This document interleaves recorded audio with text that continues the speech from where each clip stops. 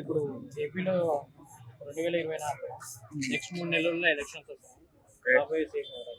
మేమైతే చంద్రబాబు నాయుడు అనుకుంటున్నాం అండి. ఎందుకంటే ఎందుకు కరెక్ట్ ఉన్న పొజిషన్ లో ఆయన అయితే కరెక్ట్. ఎందుకంటే ఒక పక్క అభివృద్ధి చేయగలడు, ఒక పక్క నుంచి కంపెనీలు తీసుకురాగలడు.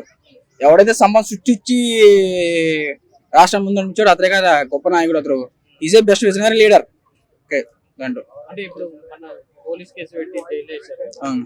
దానివల్ల చంద్రబాబు గారికి నెగిటివ్ అవుతుందా లేకపోతే జగన్ గారికి? యాక్చువల్గా జగన్ గారికి నెగిటివ్ అవుతుంది. ఎందుకంటే లేని కేసు కూడా అతను మీద పెట్టారు. నిబంధన 70 దేనికి వర్తిస్తుందండి. యాక్చువల్గా 14 సంవత్సరాలు ముఖ్యమంత్రి, 10 ఏళ్ళు ప్రతిపక్ష నాయకుడు.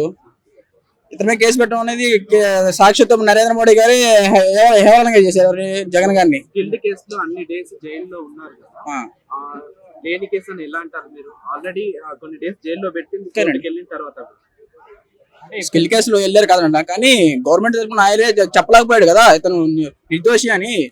సుప్రీం కోర్టుకి వెళ్తే కూడా కేసు కొట్టలేదు కదా. అవును. అక్కడ సాక్ష్యాలు ఉన్నట్టే కదా. సాక్ష్యం అంటే అది ఒకటి సుప్రీం కోర్టు కూడా కేసు కొట్టేయకుండా ఒకటి అది కేవలం గవర్నమెంట్ వల్ల ఏజ్ ఎవరైతే ఉంటారో వాళ్ళ కేవలం సుప్రీం కోర్టు కేసు లేట్ అవుతుంది.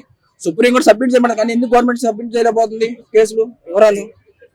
అతను ముద్ద అంటారు కానీ ఎందుకు చేయలేకపోతున్నారు అన్నా నేను. అది లేదండి, ఇప్పుడు సుప్రీం కోర్టుకి వెళ్ళినా కూడా రూద్రా గారు ఆ కేసులో ప్రాథమిక ఆధారాలు ఉన్నాయి, మీరు 17A చూపించి ఎలా మీరు కేసు కొట్టేయమంటారు, సో మేము కేసు కొట్టేయము, 17A గవర్నమెంట్ ప్రకారం వర్తించదు, అది ఓన్లీ ప్రస్తుతానికి ఉన్న అధికారంలో ఉన్న వాళ్ళకి వర్తించుద్ది, మాజీలకు వర్తించదు అని చెప్పారు.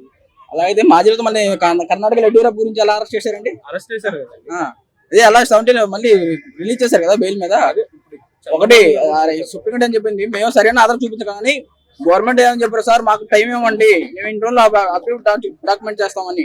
కానీ ఎంతవరకు ఎందుకు చేయలేకపోతుందని నేను అడుగుతున్నాను. ఇప్పుడు జగన్ గారి మీద కేసులు